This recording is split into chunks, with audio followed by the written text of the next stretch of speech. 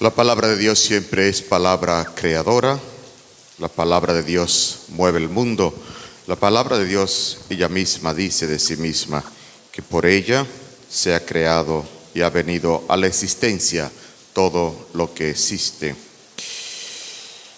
Por la palabra, lo que no existía fue creado. Ella no solo crea, sino que también renueva. Pero yo, como dice el Salmo, envía tu Espíritu, Señor, y renueva la faz de la tierra. La palabra que es creadora es también palabra destructora, es decir, destruye lo que daña el mundo, destruye la maldad, destruye el pecado. Y de manera particular en cada hombre, en cada mujer que se deja abrazar e informar, es decir, que la palabra haga una sola existencia con su existencia. Por eso, no en vano, las características esenciales de la palabra de Dios, que siempre repito y me escucharán siempre, son tres. La palabra de Dios es viva, la palabra de Dios es eficaz, la palabra de Dios es operas operator, es decir, tiene fuerza por sí misma, tiene poder en sí misma. Es decir, la palabra de Dios es viva, lo contrario de vivo es muerto. Entonces, si es viva, pues es eso, constantemente. Y decía anoche yo que la palabra de Dios no deja a nadie en paz, no deja a nadie tranquilo. Escuchar la palabra de Dios necesariamente es una especie de revulsivo que para que no te revuelva, necesariamente entonces tendrá que taparte los oídos, la mente y el corazón, porque si no, provoca sus efectos, porque, reitero, esa característica primera, la palabra de Dios es viva. La palabra de Dios es eficaz. Con el ejemplo sencillo que siempre pongo, es decir, cuando estamos en los grupos sociales y demás, nos encontramos que si hay que distribuir algún tipo de labor o de trabajo, entonces decimos, ¿y quién va a responsabilizarse de tal cosa? Y siempre hay alguno que hace de tonto y dice, vamos a poner a fulano porque fulano no tiene tanto compromiso.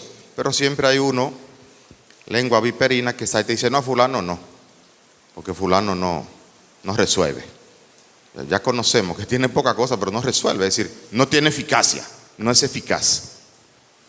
La palabra de Dios es eficaz, es decir, provoca, hace, no solo, como dice hoy mismo, crea.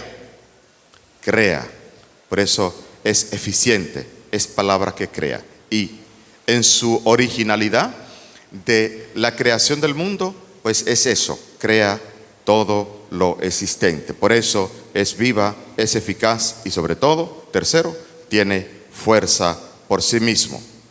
Tiene fuerza por sí mismo porque es también siempre una palabra nueva. No importa que sea el texto que escuchamos anoche o el texto que hoy escuchamos otra vez hoy mismo y que lo escucharemos allí y más para allí en las 2 o 3 misas que me faltan. Y siempre uno va a encontrar algo nuevo.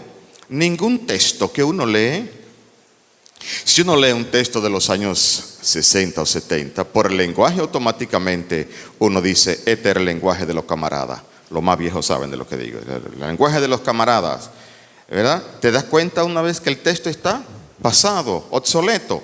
La palabra de Dios no. La palabra de Dios es siempre nueva, es siempre viva, es actuante, es ahora, se dirige a tu mente y a tu corazón. Fíjense, amigos, amigas, los verbos que usa el texto del profeta Isaías este día: empapar, fecundar y germinar. Estamos en el campo, ¿verdad? Y los del campo sí sabemos bien qué significa eso, ¿verdad? Empapar, por suerte ha caído ahora una buena agua, ¿verdad? Empapar. Dice, le cogió un agua que quedó empapadito, decimos, lo del campo, quedó empapadito. O la tierra cuando está muy seca, que necesitamos y deseamos que venga el agua. Es decir, sabemos muy bien empapar, fecundar y germinar. Porque si el agua no cae, dice, el arroz se me está secando, el arroz que regué, porque no hay agua. Es clarísimo para nosotros la imagen. Empapar, fecundar y germinar. Pero entonces, la pregunta clave es, ¿y por qué quizás en ti y en mí no germina de la misma manera que a lo mejor germina en el hermano que está a tu lado. ¿Qué sucede? Porque entonces hay que comenzar a preguntarse o a preguntarte, para no ponerlo en tercera persona, sino en segunda persona, pregúntate, ¿por qué entonces esa palabra a lo mejor no está dando la calidad de vida que tú necesitas?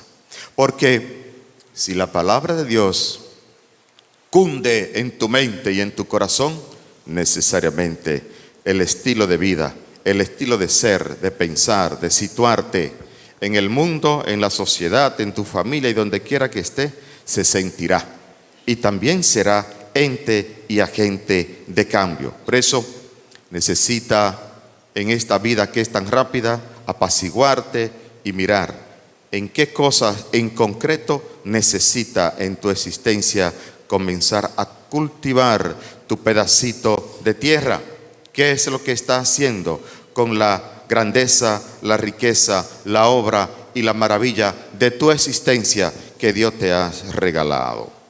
Por eso, vuelve a pensar si ese empapar y fecundar en ti ya ha germinado o no. Cuidado, quizás sea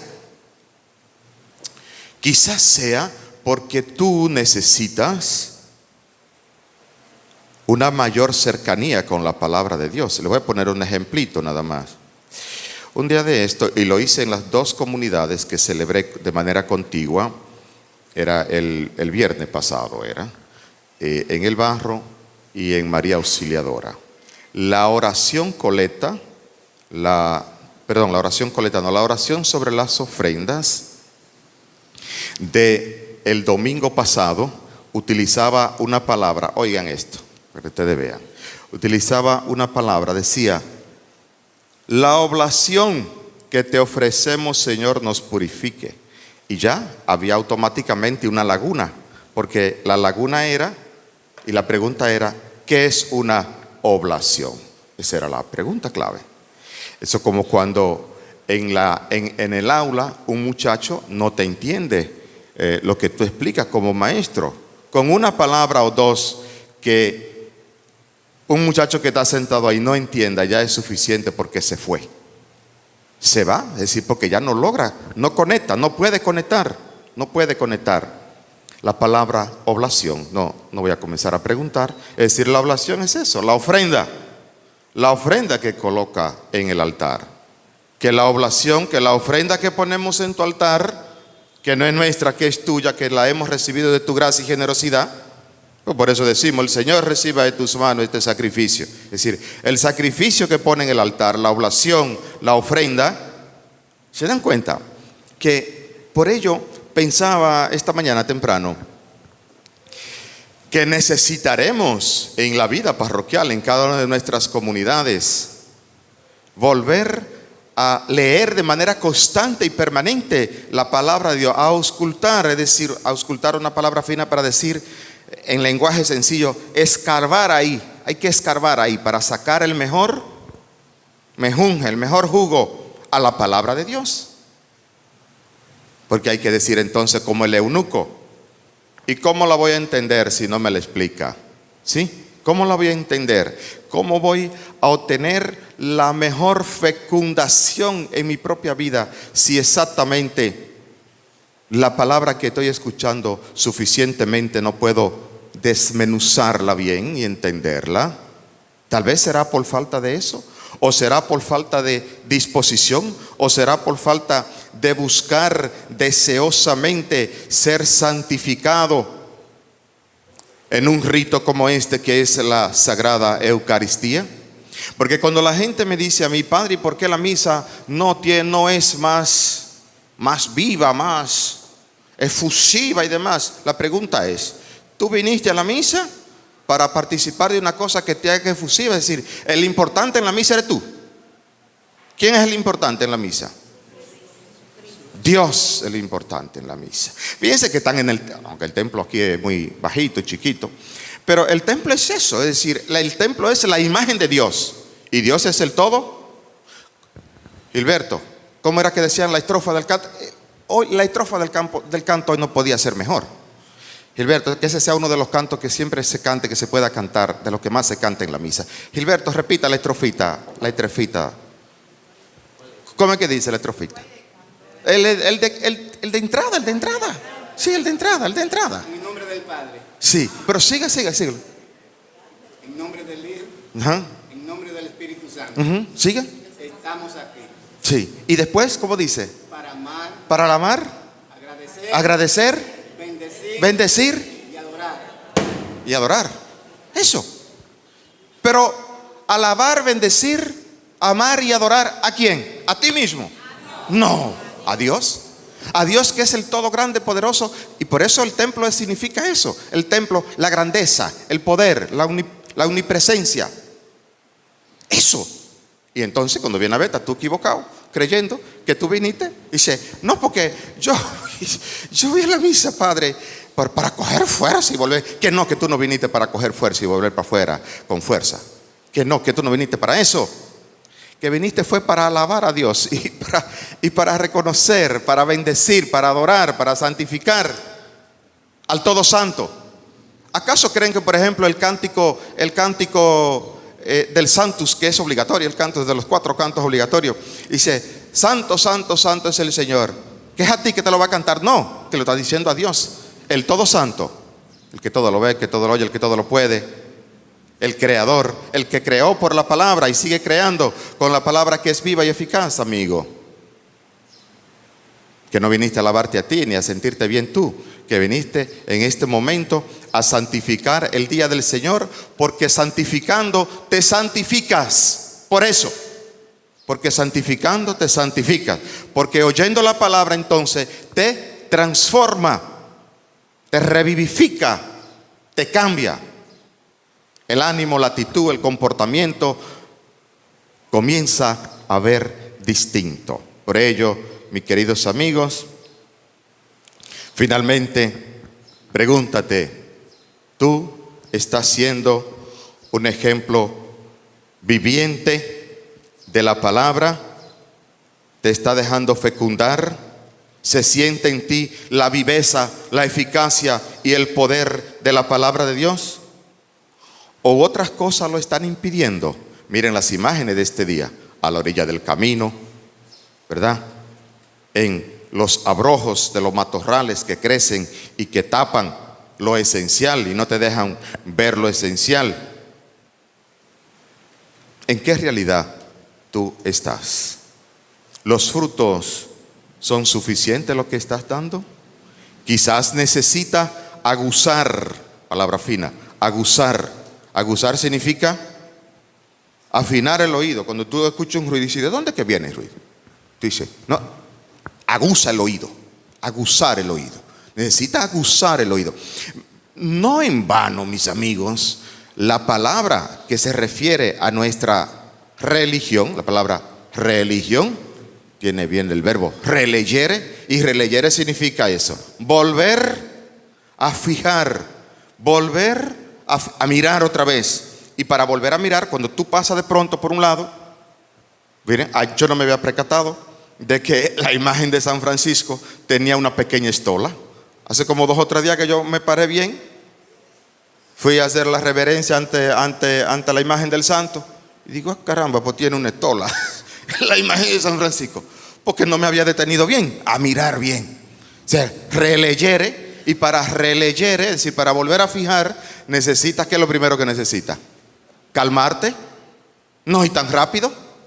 Por eso el rito de la misa es como es un rito que va así, increciendo hacia adelante y te va llevando en una especie de río, te lleva. Y entonces, pero si no logra entrar en la dinámica, si no logra entrar en el riel, si no entra en la dinámica, imagínate. Porque a lo mejor el trompo tuyo no está bien serenado. Los más viejos, los sellos ya los muchachos no entienden eso. Pero antes decía, presta el trompo para afinártelo un poco más. Y entonces se le iban dando unos golpecitos. ¿Quiénes llegaron a jugar con trompo? no, pues ya es un lenguaje viejo ya. Nadie entiende. Los trompos antes que los muchachos echábamos, se llamó de palo, sobre todo de jigüero y de mango, los mejores trompos.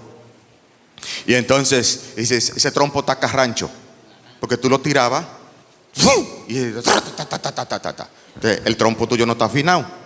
Tienes que afinarlo hasta que esté serenito. Tienes que serenarte, tienes que ponerte en la forma, porque si no, pues el trompo suena carrancho. Quédense con esa imagen este día, a propósito de la palabra de Dios, que comencé diciendo que era como, la palabra de Dios es viva, eficaz y que tiene fuerza por sí misma. Que el Señor nos bendiga abundantemente. Amén.